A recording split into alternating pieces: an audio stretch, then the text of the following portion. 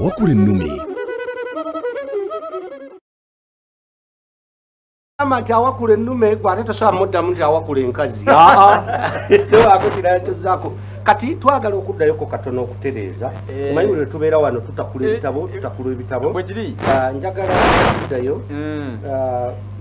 Livingstone Kaketo Ivan. Njagala otubuulire watuwadde linnya ki lye tuyinza okuyita endege omutambulira amayembe. Yangu wano okulabe kwatira omuzinda. Twagala okutereeza awo. Wange nagambye nti olukaayi n'olubuuya ssebo. Kati ekigambo kye watubadde nakyo kituufu. Neyanzise. Twali tutaddewo wano bibiri byokka nakyo kituufu. Kati kitegeeza tukuwadde obubonero bubiri ne buli obusatu bwe twakusazeeko bukuddidde. Osanyuse? Naye kiziza okunyumira. Ngenze ne mbanga akina kutuumuliddemu awo. Mukulu Tambalesa mugambye ndi mukulu Mukasa ku kamera wali. Ekibuuzo kye ekyabwa Ssekabaka abadde akitta nagamba bw'abitaliyo ku kamera.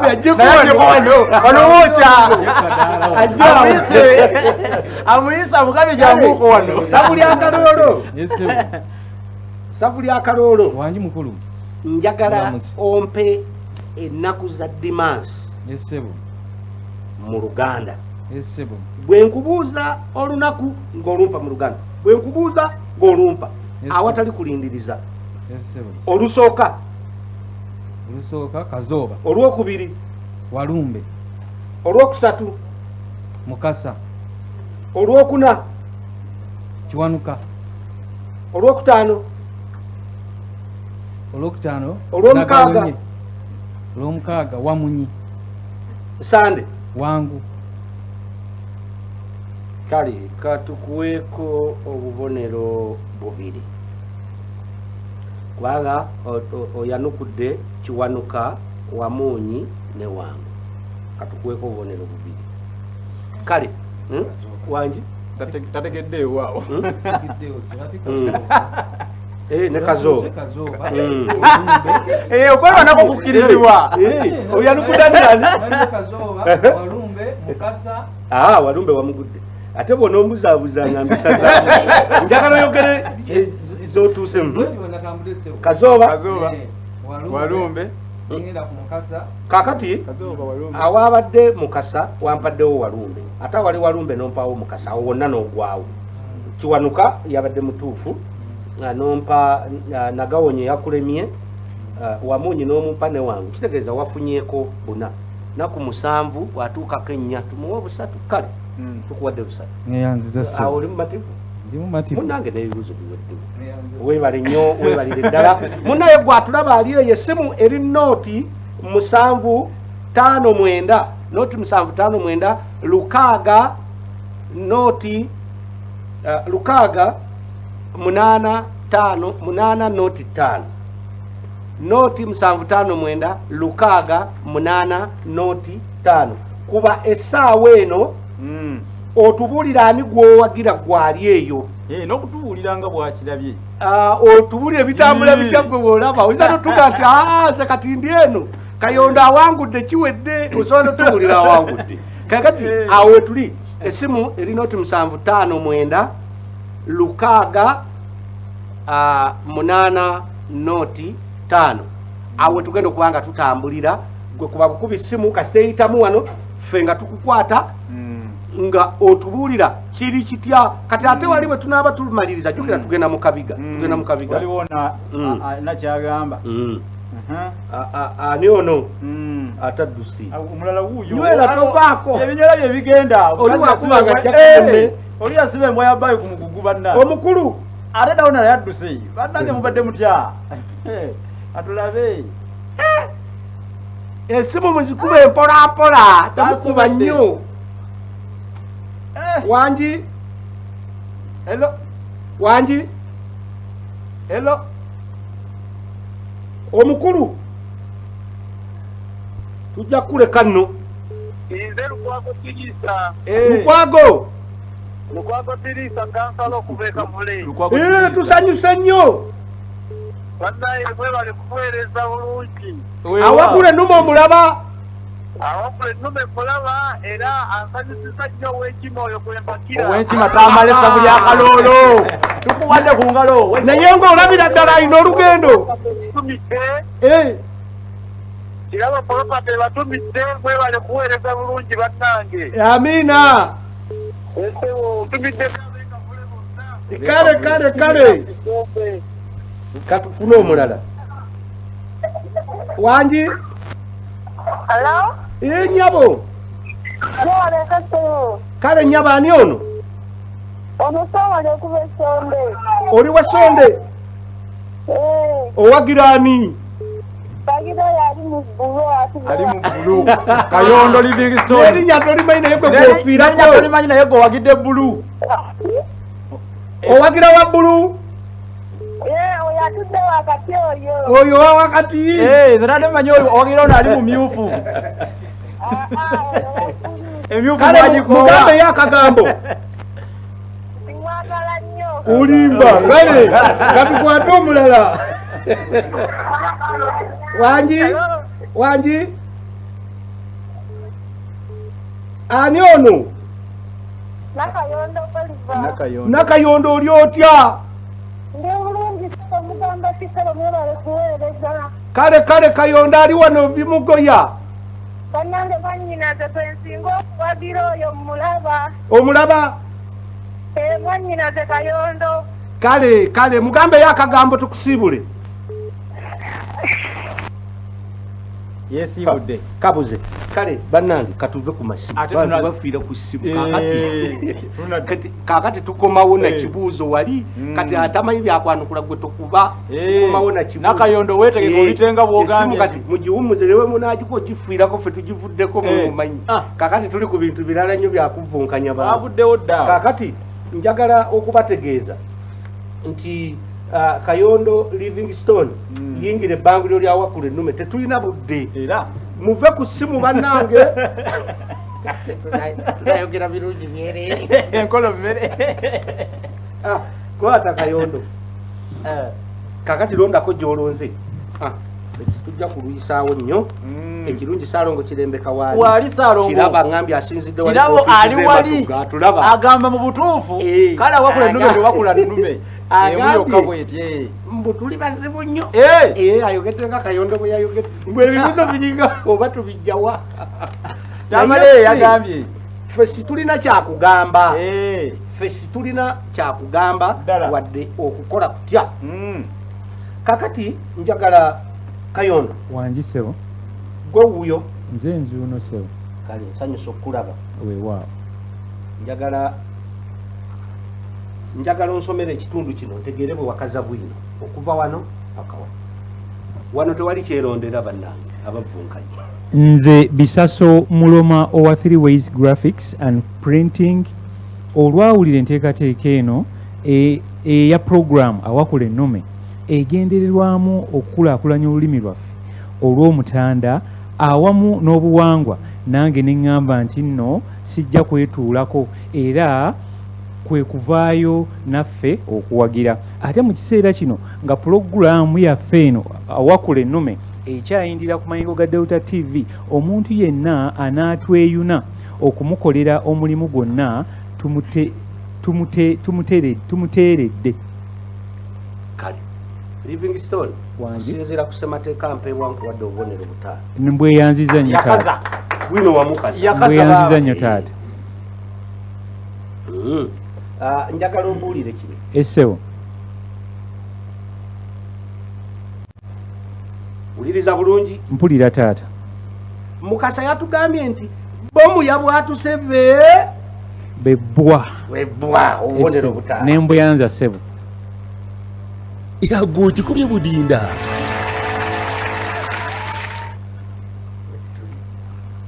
Kale wuliriza bulungi. Mpulira ssebo. Omusana mu kabonero k'eggwanga essebo gulina bubaka ki? Ssebo, omusana mu kabonero k'eggwanga gulina obubaka bwa mirundi ebiri. Obubaka obusooka nti Uganda erina embeera z'obudde ennungi ezaakamu omusana omulungi oguvaamu ekiriisa. Obubaka obulala bulaga nti Uganda ebiseera byayo eby'omu maaso bitangaavu. Obubonero butaano. Nembweyanza ssebo. yago kikubye budinda. Kati njagala ombuli. Essebo. Luno lugero. Essebo. Omusazi w'omunnyo katonyeze. Omusazi w'omunnyo aliira ku kambeke. Aliira ku kambeke. Essebo. Bonero. N'embweyanza ssebo. Kale nno munnange bwotyo bw'ofaananye Livingstone Kayondo mu Tabusi mu kitundu era gwe kati wetwogerera gy'olaga olabayo. Mu Kabiga. Kaakati njagala okutegeeza Kakeeto Ivan. Kakeeto akomyewo. Munnange tonyiigira mu bbanguliro. Tonyigira mu bbanguliro. Osobola kunyigira mu bbanguliro. Twagala kutambulira awo mpolampola. Ajja kutambulira wampa ssebo. Yali jjajjaawaani eyakwatanga eddiba. Ssebo yali namugera yennyini ssebo. Yali namugera. Olwo n'afuna linnya ki olw'okukwata eddiba? Ssebo n'afuna eryakakeeto. Naye munnange ebyo byozzeemu olowooza bikuwaanu bikuweesa obubonero wali. Ebikuweesa bibino ni mu kubijjamu. Totuli mu kusaagasaagamu. Mulimu n'akato kajeemu nako. Nako kajeemu. Kale twomanyi byonna gwe bikayanira oba onoobitta. Naye kuno yakutunulako waggulu kyeka bebeera omusajja n'awanga atula waggulu bw'atika wabitta. Oli mu kukopa mukulu oli Kasozi. Muto bwe mukola. Kale. Essebo. Luno lugero. Essebo. Naawe tulage bwakazi engero nga Kayondo Livingstone bwakikoze wano. Omunnyo mulungi. Katonyeze. Omunnyo mulungi. Katonyeze. Kuwangaye mundandikire kukabuuza akato naye kakati nkulaba otandise kutunula namulanda ng'omukonde era gwereddwako emyungu. Mukama wange nkirese. Kirese. Kyerondera. Yago kikubye budinda. Omusajja wedde akulonda mulonda. Eyaze kuyaba. Mutuufu. Lwaki ebinakuleeta omusaayi mu matu tobivaako n'otobitambaala wamma weebale. Omunnyo mulungi ekisula mu nju kye kisinga. Kayondo agambye nakiwulirako maama nnyabo alumye obujiji. Kayondo gwe tofaayo kasita ebyo wabisse wamma. Guno muleka afe na bintu gantugi. Gwe wamuleeta mu mpaka. Kati lwaki atotunula eno muleke. Newankubadde sebavumagana nsogobe eiso tajja ku musito. Ssebo ndi naawe oyinza okulowooza nebulizeeyo ku Kayondo. Omusomesa aswanyudde omwana akaggobe twa obubonero tumukuwadde neyanza ssebo. Nze kasitanseka ng'obubonero obutwala kasita olaba nga mbwatenywera ku kaseka amwenya nga bakuwa obubonero. Tugende ndera tutinde. Essebo. Awo nkimanyi kati akamwenyumwenyu okafunye. Anti bwamba akafuna mu lumbe lw'awante naye. Onkoze bulungi nnyo. Aha. Kati kino amayengo agali ku kabonero ak'eggwanga akakulu. Uliriza. Essebo. Amayengo agali ku kabonero k'eggwanga. Essebo. Waggulu gakiikirira ennyanja bbiri zokka mu Uganda. Ennyanja ezo zimpe. Okusookera ddala ssebo gakiikirira ennyanja Nalubaale. Nalubaale ogimpadde. Ennyanja ey'okubiri ssebo gakiikirira ennyanja gye tuyita Kiyira ssebo. Kiyira nayo nnyanja. Mukama wange katono nnyo ssebo. Gakiikirira Nalubaale. Ojja kudalimbira mu bintu nga afumita ekitaliibwa. Ne gakiikirira n'ennyanja endala ssebo gye bayita Kyoga. Nagamba Kyoga. Sabu gwe teweefaako taata. Nedda. Kyoga oyinza ogiwa erinnya eddala. Ssebo gakiikirira ennyanja mu Luganda tukuwadde omukisa. Sabu lya Kaloolo. Nze ne bw'onompa kimu n'ojjuza. Naye era by'otambala. Agameta siwulidde. Mutanzige ssebo. Kale kaba kuwa obubonero. Neyanza ssebo. Yago kikubye budinda. Sabu lya Kaloolo abadde akuteeze. Linyabula ole mwana osuulira ekintu ekyo nyabula olulenge. Abavvunkanyi kye twagala okutangazaamu. Ekibuuzo bwe kibaako ebyokwanukula bibiri kasi otegeera nti munna ekimu akyanukudde tetusobola kuwa kyerondera kubanga aba agenze ku mutendera gw'okufuna ku bubonero obwo. Nti waki tusobola okutuula ne tumugamba nti olaba otya mu buzito buno katumwawulizeeko. Kale weebale kulambika Saabalamuzi otegere ensonga eyo. Kale njagala onsomere ekitundu kino ntegeere nga bwewakaza bwino.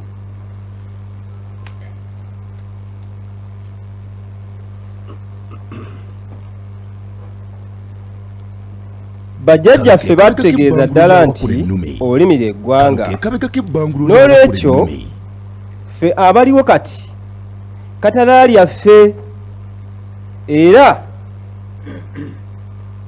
kya buvunaanyizibwa nnyo okukola obutasamuka obutassa mwoyo tusobole okuwanirira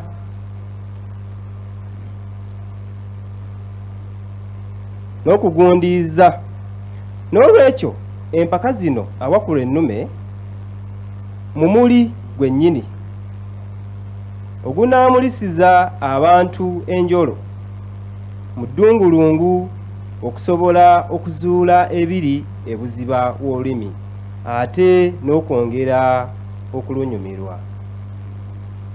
Kale webale nnyo webalire ddala eddugulu gwayise eddungulu bwino wamukaza naye tukuwaddeko obubonero tuweereza ekitabo tukuwaddeko obubonero buna bwokka yago kikubye budinda kiseera kino njagala ssavu lya kaloolo mu ddakiika 3 tukuvvunkanye naawe otuwulire yakomyewo mu ddakiika 3 zokka njagala mbeere nga nkuggyeko engalo twagala okubeebaza mwenna abali abatulaba mwebali nnyo mwebalire ddala bannange abantu nakati bakyakuba essimu baagala kuwa bantu baabwe buwagizi mwebale nnyo mwebalire ddala okubeera nti basobola n'okuleeta ebirabo ne babiteeka wano ku mmeeza ne tubibagabira katono Kayondo Living Stone singa tagenze ne tetebwa lya Nakayondo akula essimu wano wangi mukulamuzi anaakuma omunnyo katonyeze anaakuma omunnyo katonyeze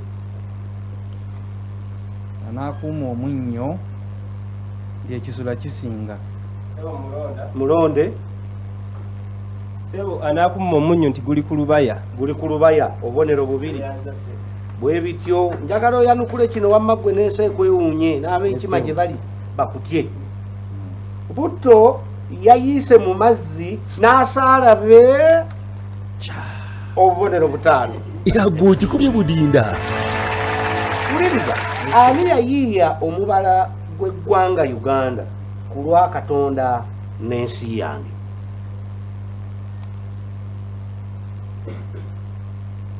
oyo yali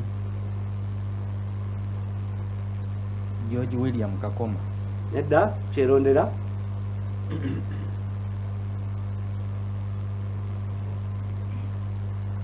kale ekibuuzo kino kigenze ku mutendera oguddako banakisanga ono kimuvulunze njagala onsomere ekitundu kino ntegeere bwe wakaza bwima.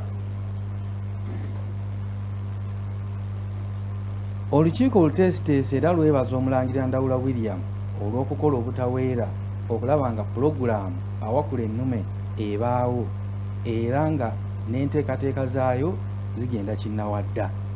Kale tukuwadde obubonero 5. Budinda mu kiseera kino twagala okubategeeza mu abatulaba weddireyo otuli kyemanyi wooli kalekalekiira Lukwago nga tewekkiririzaamu awulira takiwulira ani akenda wekawomeseza amazzi wekatira ase munafuna 5. omulabi wa Data TV omulungi tukomawo teekateeka essimu ekibuuzo naffe katukiteeketeeke ofuuke omuvvunkanyi ow'omubawagizi. Data TV tugamba tukole era